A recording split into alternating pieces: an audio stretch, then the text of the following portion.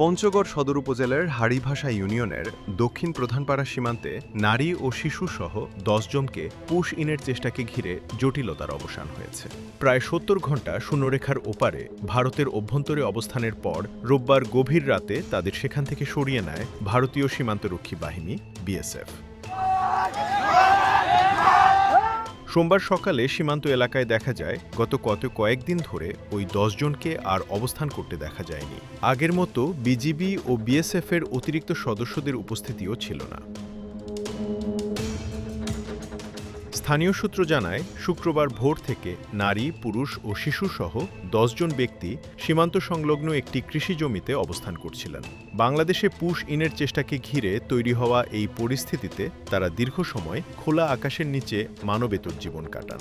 রোদ, বৃষ্টি ও প্রতিকূল আবহাওয়ার মধ্যেও তাদের জন্য কোনো ধরনের আশ্রয়ের ব্যবস্থা ছিল না।